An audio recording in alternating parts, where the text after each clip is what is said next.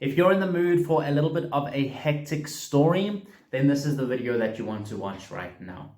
This is about the time, or the first time, that we experienced a homicide, or in other words, a murder, during my time as a working in security. So backstory behind this is that for 6 months, I worked in a security control room for a security here in South Africa, in Joburg. And South Africa is the #1 crime, it's the crime capital of the world, which means things are always going on, which means security is a huge must.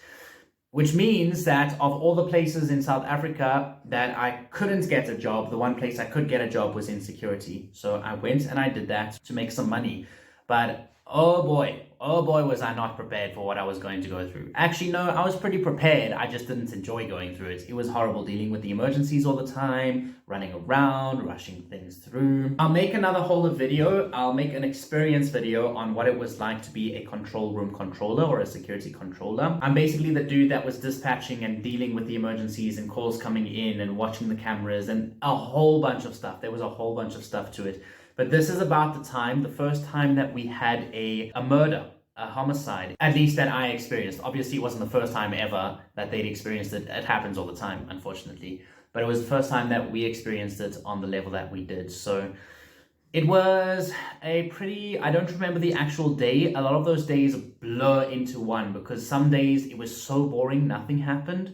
Actually, that was night times where that would happen, and people would phone in and they would talk about an intruder, and then it would just be a cat. But then you had days where the day flew by because you were constantly, your mind did not get a chance to rest. You were constantly dealing with something. And this was one of those days.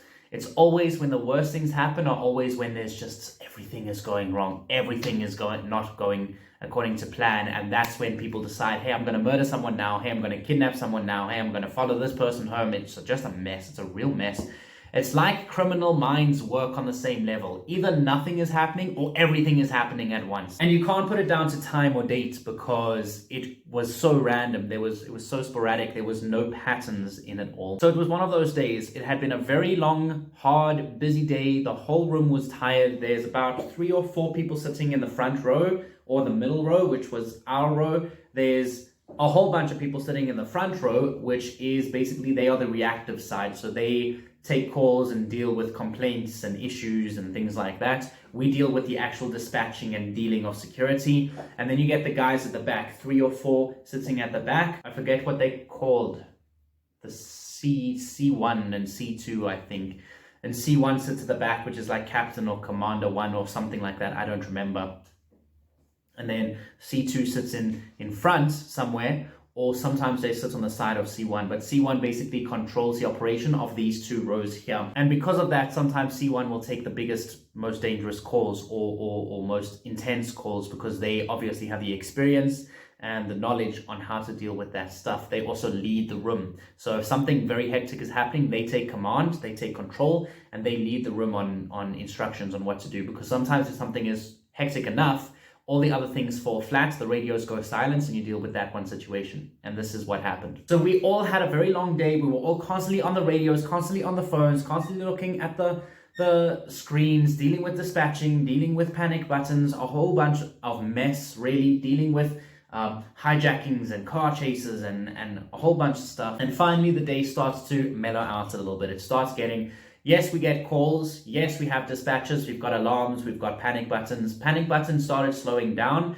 The alarm started picking up. I think it ended up being a windy day and, electric fence with things like that. So we were still dispatching, but it wasn't busy in the sense of emergency or urgency. It was busy in the sense of normal operation protocol. And then this one fateful phone call came through. I don't even remember the whole situation. I blocked out that situation. But essentially what happened was someone in the room got the call. I don't remember who it was. I know it wasn't me.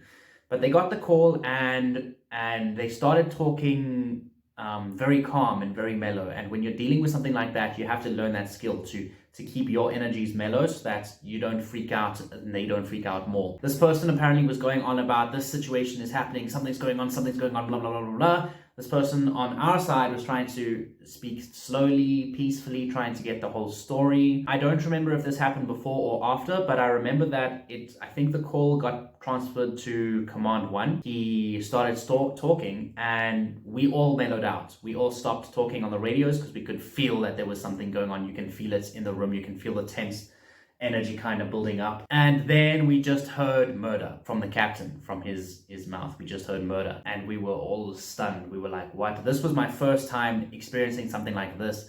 Hijackings and carjackings and watch thievery and all of that and gang robberies, they're all so common. But murder is not, at least for where we were operating, murder wasn't a common thing. So we heard this word and we were like, oh no, what's going on? You know, we went completely silent. The whole room was just quiet, listening to the conversation, because the captain says things out, or what you're supposed to do when you're on the phone, talking to someone, you say it out and you type it in. So you're not only taking in what they're saying, trying to keep them calm, trying to type in what they're saying, you're also then trying to repeat out what they're saying so everyone can understand you and give commands to people, because if you're on the phone you can't be dispatching people. So it's such a mess. It's really a mess the way these systems work. You should have one person for everything if you're really going to do it properly, but whatever, what do I know? I'm just a quality management systems guy. No one operates like that. Every single business, even a business of life and death, is about money, and it just grinds my keisters so much.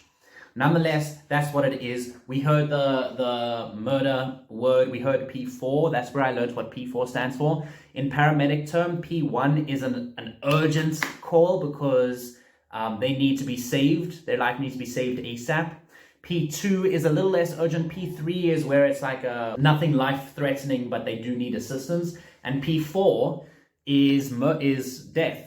And you would honestly, when I started, I thought P1 would be death, because I thought that was the most, not urgent, I thought it was the most intense. And they pointed out to me, the one dude that worked with us used to be a paramedic, and he pointed out that if someone's dead, it doesn't matter what time a paramedic gets there, that person's going to be dead. So it's a P4, it's the least urgent call. And that's kind of how we had to deal with that. So yes, there was a murder. I don't know if the dude heard it on the phone or not. I know I heard rumbling on the phone. But it is what it is. That's the story of when we had a murder in the control room. And then after that, everything was just so grim. When we talked to each other, we talked softly and slowly and quietly. When we answered phones, it was like, hello, how are you? We were so scared I was at least so scared to pick up that phone. I did not. And that's what started my not so proudest moments of my life, where I would pretend to pick up the phone even though I didn't pick up the phone. And that's not good for job. But I didn't do it if there was no one else available. If no one else was available for a phone call, I would pick up the phone. But if someone else was available, I'd pretend to pick up the phone, but I would skip my dial, so we'd jump to the next phone, which wasn't great, but it is something that I did. That's the first time that we experienced a murder in my time as a security controller. The next story I'm going to tell, which is literally, I'm going to tell it right now because this is on my mind, is the time that we dealt with a hostage situation. I was going to say a kidnapping, but it wasn't.